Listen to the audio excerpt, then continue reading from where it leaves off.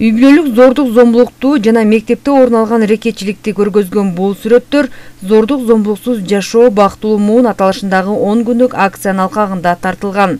Акцияга райондогу 26 мектептин окуучулары катышып, коомдо орун алган көйгөйдү сүрөт дилбаян центр аркылуу көрсөтүштү. Негизи бала калп айтпайт да.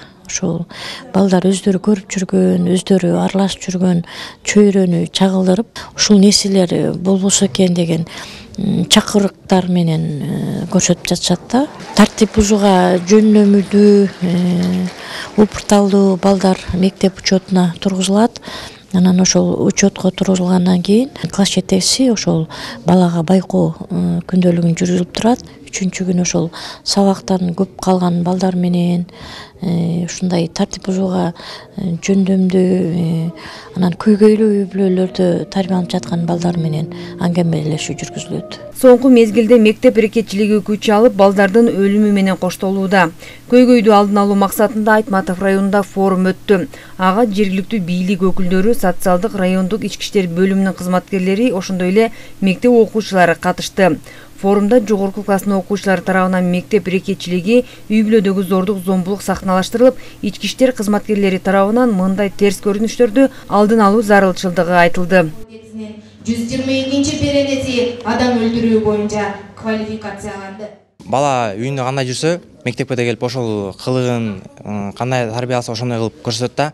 Анан кийин мектепте да билбейм, тентектиктенби неме кылышат, жаш балдарга налог салып, өзүнүн курсактарын ойлошуп, аларды үстөмдүк кылышат. Ал байкуштар иштебесе, эчтеке кылбаса кактан акча тапмак эле. Анан кийин ошолор жаш балдар ошо акча табыштын айынан уруулукка, башка жана урдоого, эмеге, кылмышка барышат да.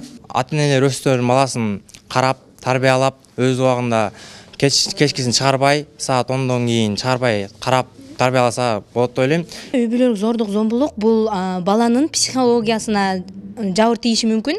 Мисалы үчүн азыркы учурдагы маньяктар, адам өлтүрүүлөр бул ошо кичинекей кезинде ата-энеси баласына кысым көрсөткөндөн башталат деп ойлойм. Улуу класстарды тарбияга келтирсек, бул рекетчилик токтойт деген ойдомун. Жыл башынан бери Айтматов районунда жаш балдардын катышуусунда 2 кылмыш иши катталган.